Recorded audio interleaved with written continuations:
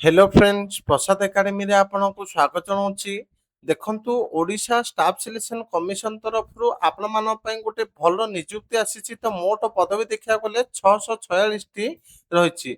तो कौन रहिछि ए पदवीटी चलंतु डिटेल रे देखिबा। तो डिटेल रे देखिया पर आपण मान गोटे छोटे इन्फॉर्मेशन दे दोछि। तो जो माने भी घरे रहि कि वेबसाइट रे कंप्यूटर सर्टिफिकेट करिया पई चाहउछन्ते जोटा कि ऑनलाइन मोड रे, तो एठी कांटेक्ट नंबर दे देछि। नंबर को कांटेक्ट करि परिबे। ता सहित जो माने सीजीएल रो मेंस पे मॉक टेस्ट चाहउछन्ती सेम एई नंबर को ही कांटेक्ट करि परिबे। तो एबे चलंतु देखिबा कोन रहिछि ए 646 टी पदवीर डिटेल एडवर्टाइजमेंट। तो देखंतु ये होछि आपनकर डिटेल एडवर्टाइजमेंट। तो ऑनलाइन रजिस्ट्रेशन स्टार्ट होछि 30 मई 2026 टू लास्ट डेट होछि 29 जून 2026। तो देखंतु को पदवी तो आपण मानक पई फाइनली सीटीएसआर रो 646 टी पदवी रो रिक्रुटमेंट आसीचे। एठी देखि पाथबे detail advertisement with reference to the indicative advertisement. Date दे देछि 30/12/2025 for combined technical service recruitment examination CTSR 2025 for group B post services under different department heads of department of government of Odisha. तो आर short indicative advertisement आसीतिला। तो एबे finally advertisement आसी जायछि। तो को पोस्ट आछि देखंतु।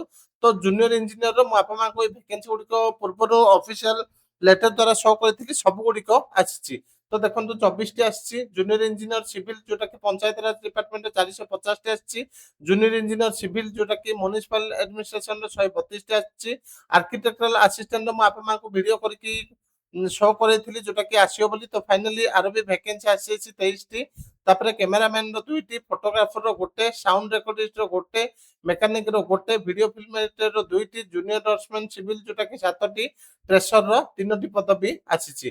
तो सब पोस्ट पई मिनिमम आपनकर डिप्लोमा माने जो कोर्स जो पोस्ट मागिची आपण माने सेहिथिरे डिप्लोमा करथिबा को पड़िबो। ताहाले जाय कि आपण माने आवेदन करि परिबे।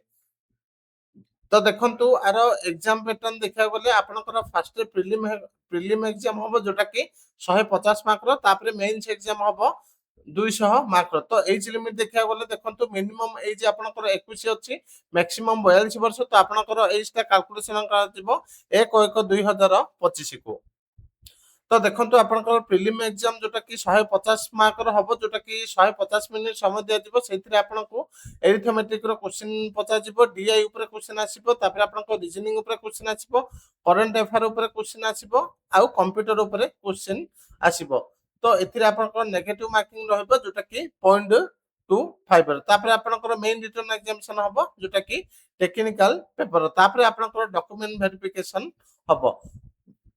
तो ये थिला आपण मानकर शॉर्ट इंट्रोडक्शन जोटा कि एई एडवर्टाइजमेंट विषय रे। तो जो माने डिटेल एडवर्टाइजमेंट पढिया पय चाहउचंती तो हम टेलीग्राम चैनल अछि प्रसाद एकेडमी, सेथिरे मु आरो एडवर्टाइजमेंट दे दोछि। आपण माने डिटेल ले पढि नेबे।